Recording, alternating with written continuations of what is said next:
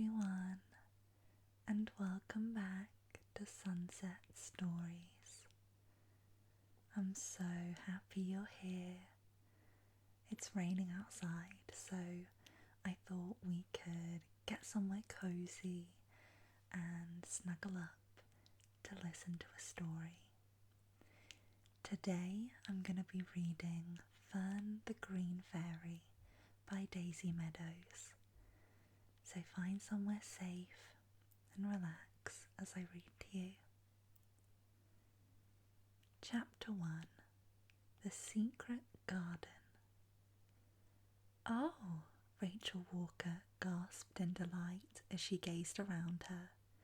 What a perfect place for a picnic! It's a secret garden, Kirsty Tate said, her eyes shining. They were standing in a large garden. It looked as if nobody else had been there for a long, long time. Pink and white roses grew all around the tree trunks, filling the air with sweet perfume. White marble statues stood here and there, half hidden by trailing green ivy, and right in the middle of the garden was a crumbling stone tower. There was a castle here once called Moonspinner Castle, Mr. Walker said, looking at his guidebook. But now all that's left is this tower. Rachel and Kirsty stared up at the ruined tower. The yellow stones glowed warmly in the sunshine. They were covered in soft green moss. Near the top of the tower was a small square window. It's just like Rapunzel's tower, Kirsty said. I wonder if we can get to the top. Let's go and see, Rachel said eagerly. I want to explore the whole garden. Can we, Mum? Off you go, smiled Mrs. Walker. Your dad and I will get the food ready. She opened the picnic basket. But don't be too long, girls.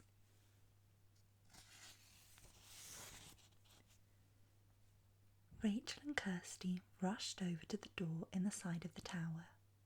Kirsty tugged at the heavy iron handle, but the door was locked. Rachel felt disappointed. Oh, that's a shame, she said. Kirsty sighed. Yes, I was hoping Fern the Green Fairy might be here. Rachel and Kirsty had a secret. They were helping to find the 7 rainbow fairies before the end of their holiday on Rainspell Island. The fairies had been cast out of Fairyland by evil Jack Frost, and Fairyland had lost all its colour. Only when all 7 fairies returned home would Fairyland be bright and beautiful again. Fern? Rachel called in a low voice. Are you here? Here, here, here. Her words echoed off the stones. Rachel and Kirsty held their breath and waited, but they couldn't hear anything except leaves rustling in the breeze.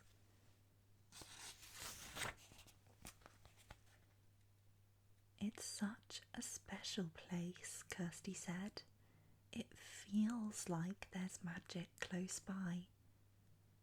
Then she gasped and pointed. Rachel, look at the ivy. Rachel stared. Glossy green leaves grew thickly on the wall, but in one place the stones were bare, in the shape of a perfect circle. Rachel's heart began to beat faster. It's just like a fairy ring, she said. She ran round the tower to take a closer look and almost tripped over the lace of one of her trainers. Careful, Kirsty said, grabbing Rachel's arm. Rachel sat down on a mossy stone to retie her shoelace. There's green everywhere, she said, looking round at the lush grass and the leafy trees. Fern must be here. We'd better find her quickly then, Kirsty said with a shiver, in case Jack Frost's goblins find her first. Jack Frost had sent his goblin servants to Rainspell. He wanted them to stop the fairies from getting to Fairyland.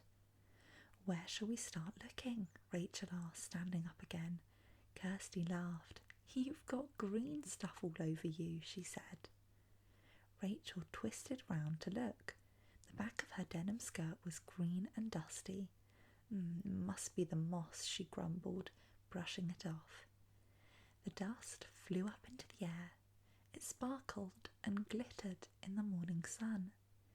As it fell to the ground, tiny green leaves appeared, and the smell of freshly cut grass filled the air. Rachel and Kirsty turned to each other. "It's fairy dust," they gasped together.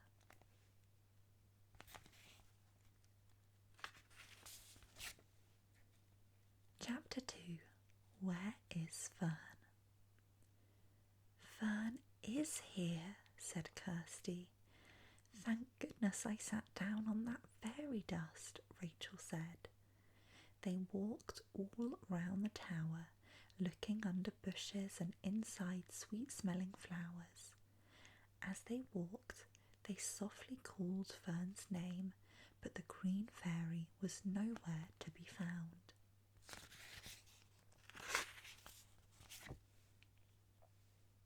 "You don't think the goblins have caught her, do you?"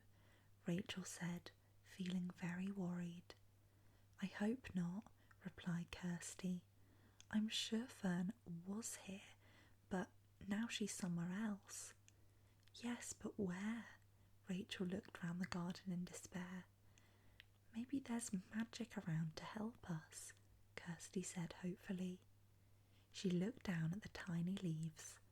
Some of them had begun to flutter across the garden. "I know, let's follow the fairy dust." The bright green leaves floated over to a narrow path that led into a beautiful orchard.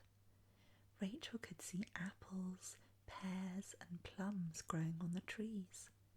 "It's a magic trail," Kirsty breathed. "Quick, let's keep following the fairy dust," Rachel said. Rachel and Kirsty set off along the path, which twisted and turned through the fruit trees.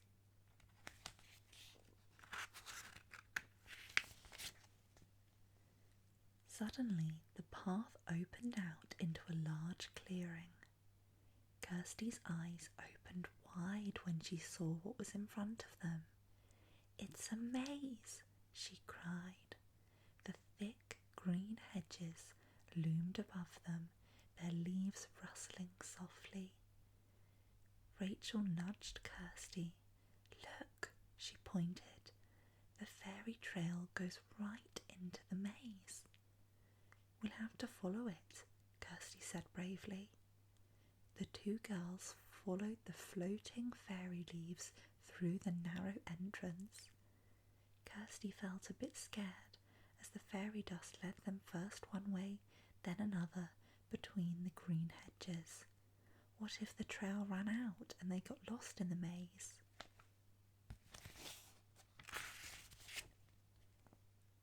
"Maybe there'll be another clue in the middle of the maze," Rachel said hopefully. "Or maybe Fern will be there," Kirsty added. They turned one more corner, and suddenly the hedges parted to reveal the centre of the maze. A nut tree stood in the very middle. The fairy dust led right to the bottom of the tree, then stopped. "Fern must be here," Rachel said excitedly. Kirsty frowned. "Yes, but where?" she asked, looking round. Tap, tap, tap. The two girls jumped. "What was that?" Rachel gasped. There it was again. Tap, tap, tap. Kirsty's eyes opened wide. "It's coming from over there," she pointed at the nut tree. "I hope it isn't a goblin trap," Rachel whispered. Tap, tap, tap. The noise was louder now. Slowly, Rachel and Kirsty walked right round the tree. At first they couldn't see anything unusual. Then Rachel pointed at the trunk. "What's a window doing in a tree?" she gasped. There was a small, hollow knot halfway up the trunk, and it was covered by a glass window. Kirsty put out her hand and touched the window. It was very cold and wet. "It's not glass," she whispered. "It's ice." Both girls looked more closely. Suddenly, something moved behind the icy window. Kirsty could just make out a tiny girl dressed in glittering green. "Rachel, we found her," she said happily. "It's Fern the Green Fairy."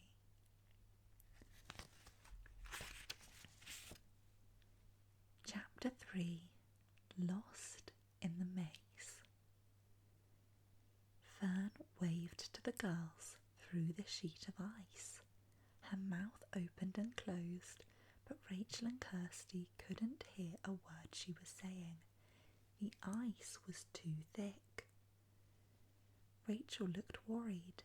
"She must be freezing in there," she said. "We've got to get her out."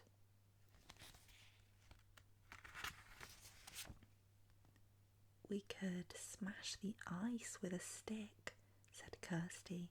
Then she frowned. "But Fern might get hurt." Rachel thought hard. "We could melt the ice," she said. "How?" Kirsty asked. "Like this," Rachel replied. She reached up and pressed her hand firmly against the window of ice. Kirsty did the same. The ice felt freezing cold, but they kept on pressing against it with their warm hands. Soon a few drops of water began to trickle down the window. "It's melting," Rachel said. "We can make a hole in it now." She gently poked the middle of the window with her finger, and the ice began to crack. "Don't worry, Fern," cried Kirsty. "You'll be out of there very soon."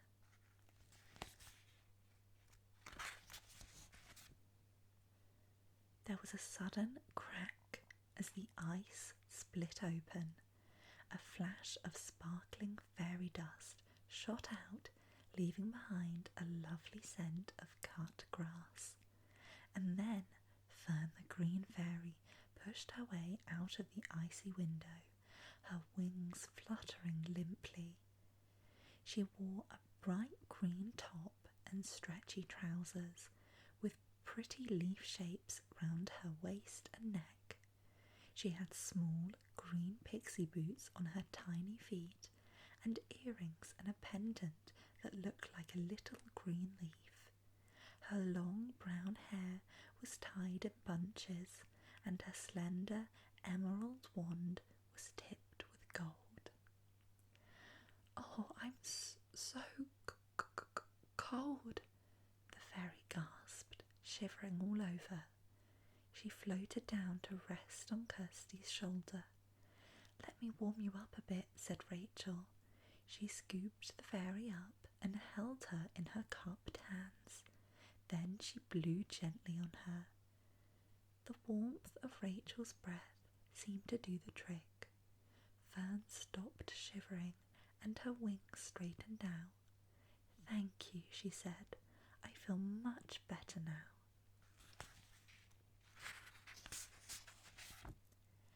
"I'm Rachel and this is Kirsty," Rachel explained. "We're here to take you to the pot at the end of the rainbow.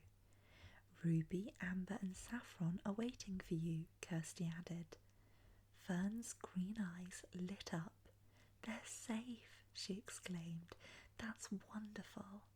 She flew off Rachel's hand in a blaze of green fairy dust and twirled joyfully in the air. "But what about my other sisters?" "Don't worry, we're going to find them too," Kirsty told her. "How did you get stuck behind the ice window?" "When I landed on Rainspell Island, I got tangled up in the ivy on the tower," Fern explained. "I managed to untangle myself, but then Jack Frost's goblins started chasing me." So I ran into the maze and hid in the nut tree, but it was raining, and when the goblins passed by, the rainwater turned to ice, so I was trapped. Suddenly, Rachel shivered. "It's getting colder," she said. She glanced up at the sky. The sun had disappeared behind a cloud, and there was a sudden chill in the air.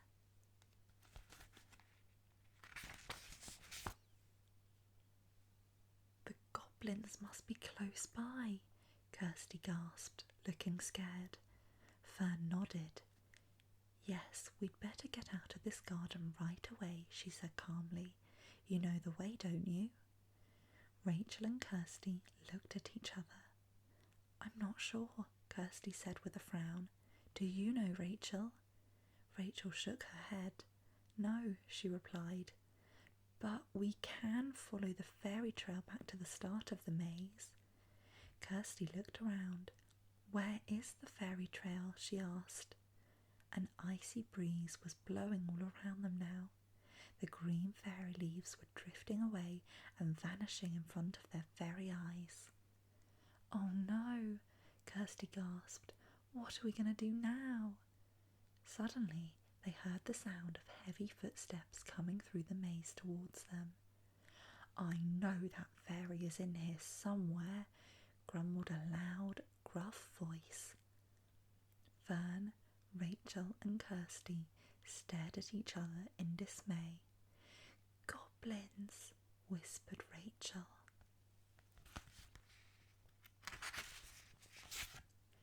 Chapter 4. Fairy Fireworks.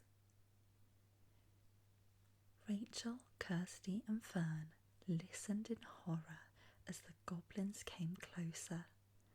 As usual, they were arguing with each other. "Come on," snorted one goblin. "We can't let her get away again." "Stop bossing me about," whined the other one. "I'm going as fast as I can." "Ow!"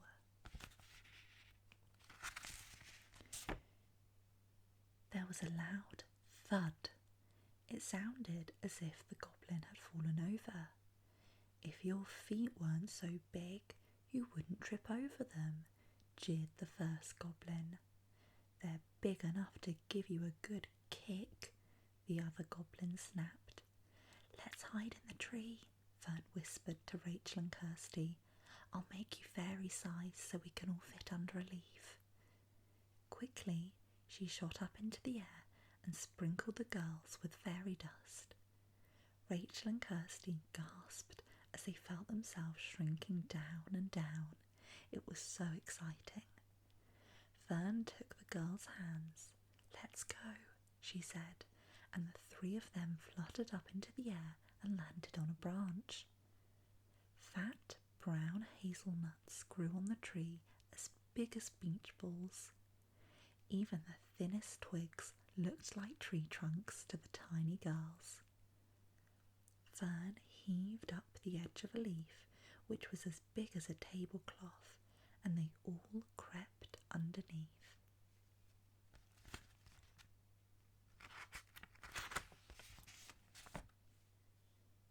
A moment later, the goblins rushed into the clearing. "Where can that fairy be?" grumbled one of them. "I know she came this way." They began to search around the bottom of the tree. "How are we going to get back to the pot?" Rachel whispered to Fern. Fern laughed. "Don't worry, I think I know someone who can help us," and she pointed past them. Rachel and Kirsty turned to look. A furry grey face was peeping shyly round the tree trunk. It was a squirrel. "Hello," Fern called softly. The squirrel jumped and hid behind the trunk. Then he peeped out again, his dark eyes curious. "Maybe he'd like a hazelnut," Kirsty suggested. There was a big, shiny nut growing right next to her. She wrapped her arms around it, but she couldn't pull it off the twig. Rachel and Fern came to help.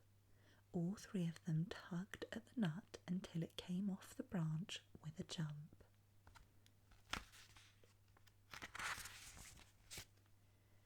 Fern held it out to the squirrel. A yummy nut, she said. The squirrel ran lightly along the branch, his long furry tail waving. He took the hazelnut and held it in his front paws. "What's your name?" asked Fern kindly.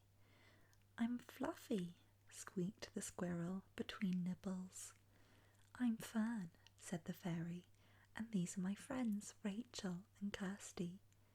We need to get away from the goblins. Will you help us?" Fluffy shivered.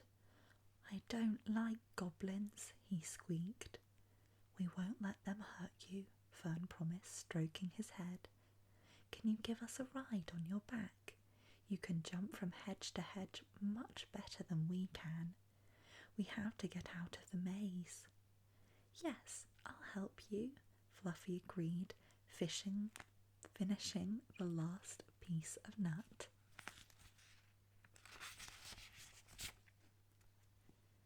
Rachel, Kirsty and Fern climbed onto the squirrel's back. Kirsty thought it was just like sinking into a big, soft blanket. "This is lovely," said Fern, snuggling down into the squirrel's fur. "Let's go, Fluffy." The squirrel turned and ran along the branch. Rachel, Kirsty and Fern clung tightly to Fluffy's thick fur as he jumped out of the tree right over the goblins' heads. He landed neatly on the nearest hedge. The goblins were so busy arguing they didn't even notice.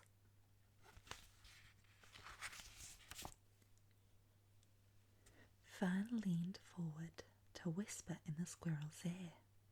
"Well done, Fluffy. Now the next one." Rachel gulped when she saw how far away their next hedge was.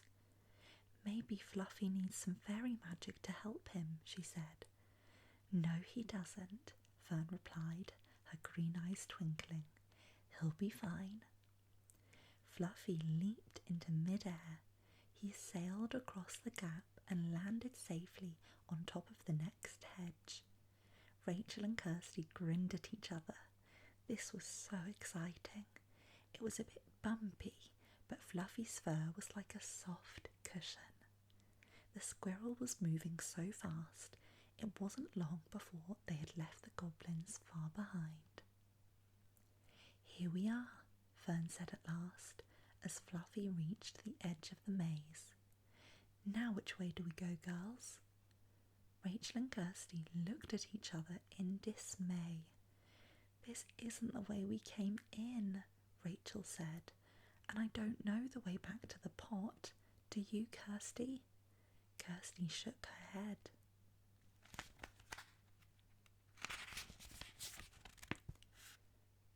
Fern looked worried. "But I have to get back to the pot," she said. Oh, Kirsty had an idea. "Rachel, what about looking in our magic bags?" "Good idea," Rachel agreed. Diana, the fairy queen, had given Rachel and Kirsty 2 special magic bags for whenever they needed help.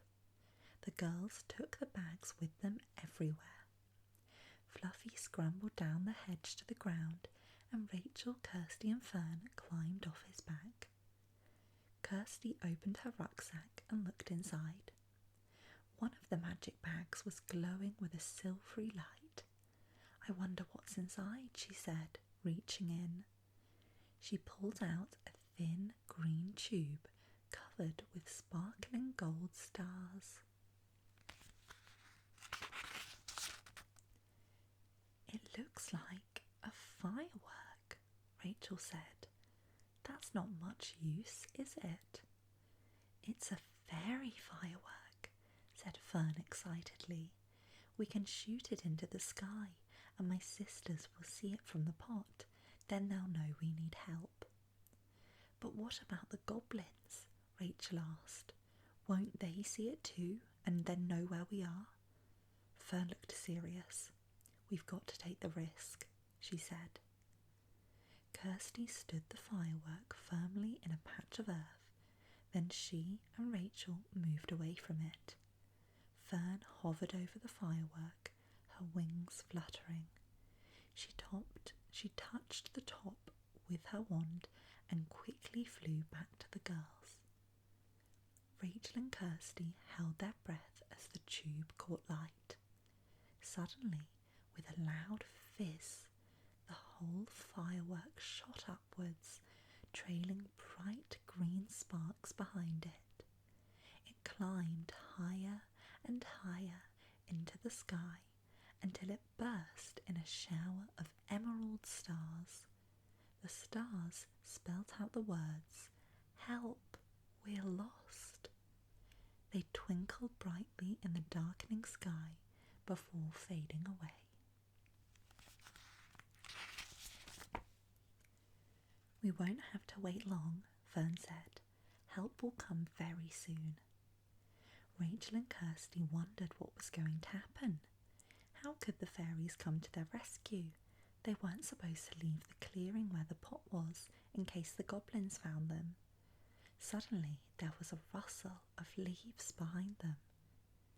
"Did you see that fairy firework?" shouted a loud voice. "It came from over there. Quick, before that fairy gets away again."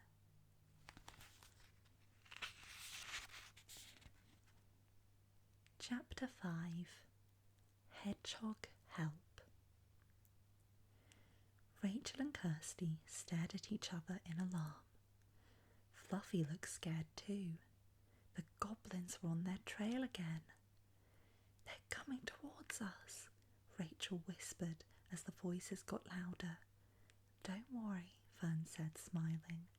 "My sisters will send help quickly."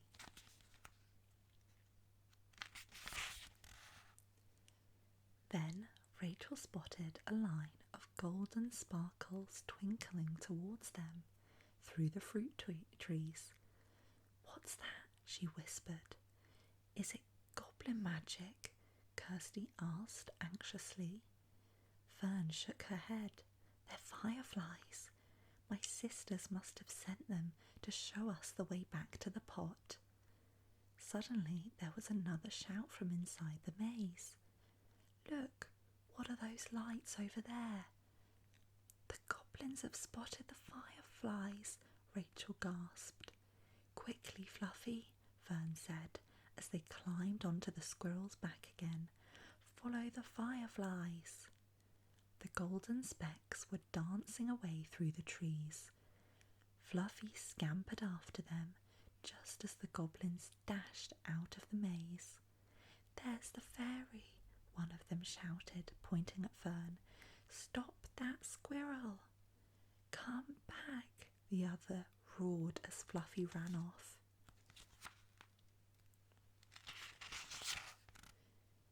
Rachel, Kirsty and Fern clung to Fluffy's fur as the squirrel zigzagged this way and that to get away from the goblins. Fluffy scrambled up the trunk of the nearest tree. He was just about to jump across to the next when someone called to them from below. "Hello?" "Who's that?" Rachel asked. She, Kirsty and Fern peered down at the ground. A hedgehog was standing at the foot of the apple tree. "Hello?" he called again. "The animals in the garden have heard that you're in trouble. We'd like to help." "Oh, thank you," Fern called. Then she gasped as the two goblins appeared among the trees. "Where's that squirrel gone?" one of them yelled. Quickly, Fluffy leaped across to the next apple tree. The goblins roared with rage and dashed forward.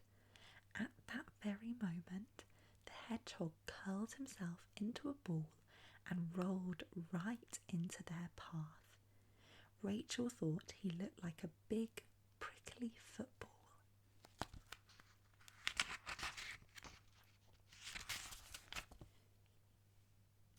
"Ow!" both goblins howled. "My toe!" whose? Rachel and Kirsty couldn't help laughing as the goblins jumped around holding their feet. "Hooray for Hedgehog!" they shouted. As Fluffy jumped from one fruit tree to the next, the firefly lights behind them began to go out. "Hey, who's turned off the lights?" wailed one of the goblins, still rubbing his foot. "Which way are we supposed to go?" "How do I know, stupid?" snapped the other goblin. Their voices were getting fainter now as Fluffy hurried on. "Thank you, fireflies," called Fern, waving at the last few specks of light. "Now we need to find a way to the orchard wall. We can't be far from the pot now."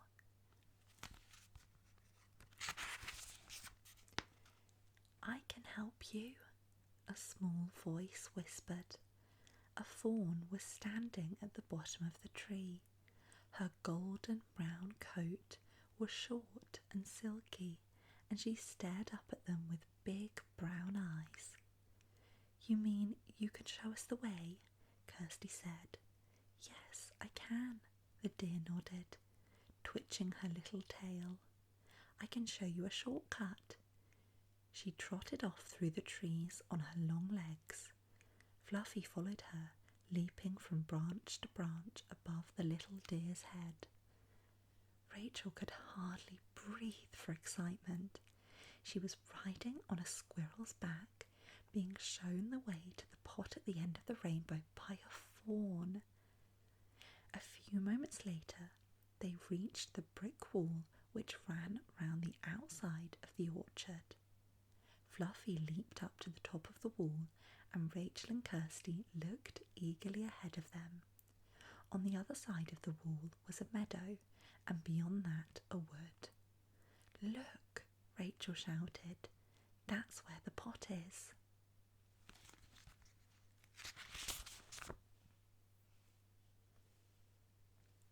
Chapter 6.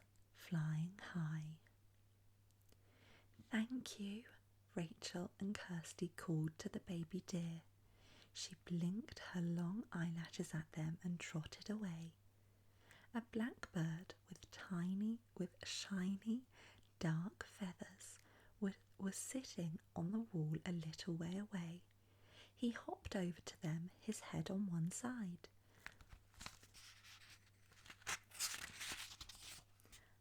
"I'm here to take you to the pot at the end of the rainbow," he chirped. "All aboard." Fluffy looked sad as Fern, Rachel and Kirsty slid off his back and climbed onto the blackbird. It was a tight squeeze, and the feathers felt smooth and silky after Fluffy's fur. "Goodbye, Fluffy," called Rachel, and she blew him a kiss. She felt sad to leave their new best friend behind. The blackbird soared into the air. "Look for the big weeping willow tree," Rachel told the blackbird as he swooped across the meadow. "I can't wait to see my sisters again," said Fern, sounding very excited. The blackbird flew over the wood and landed in the clearing near the willow tree. Rachel, Kirsty and Fern jumped down onto the grass. "Who's there?" croaked a stern voice. A plump green frog hopped out from under the hanging branches of the tree. "Bertram, it's me," Fern called. Quickly the fairy waved her wand, and Rachel and Kirsty shot up to their normal size again. "Miss Fern," Bertram said joyfully, "you're back." "We followed the fireflies," Fern said, giving the frog a hug. "Thank you for sending them." "We saw the firework in the sky," Bertram explained, "so we knew you were in trouble. But you'll be safe here," he went on. "The pot is hidden under the tree."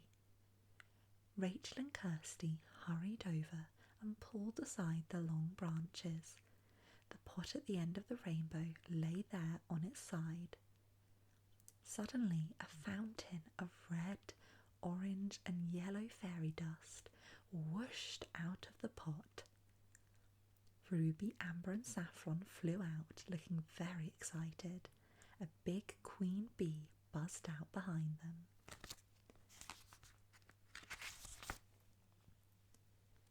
Fern, Ruby called.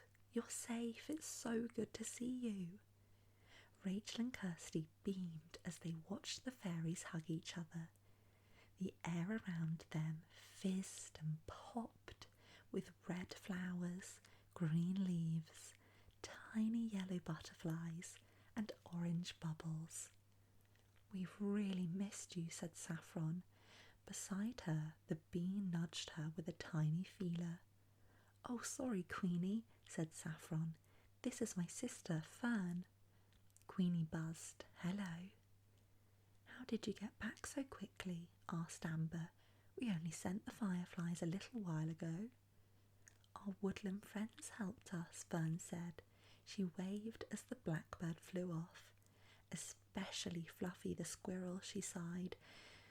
It was a shame we had to leave him behind. Ruby laughed.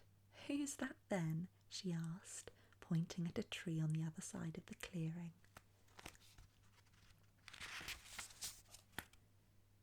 Rachel and Kirsty looked too. Fluffy was peeping at them from behind the tree trunk, looking very shy. Fluffy! Fern flew over and hugged him. What are you doing here? I was worried about you, Fluffy explained shyly. I wanted to make sure you got back to the pot safely. Would you like to stay with us too? Asked Amber.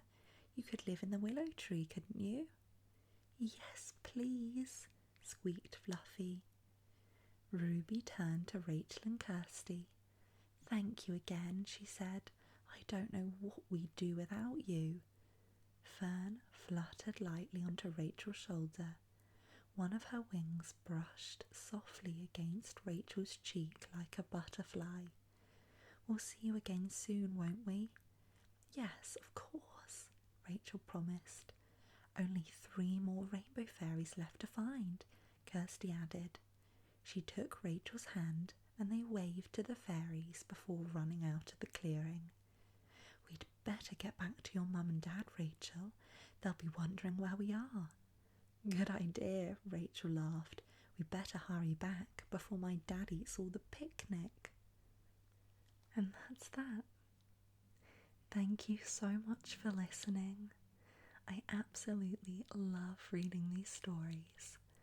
And if you have any recommendations of books you'd like me to read, please do leave a comment below. I would love to hear from you. I will see you very soon in my next story. Until then, stay safe, stay cozy.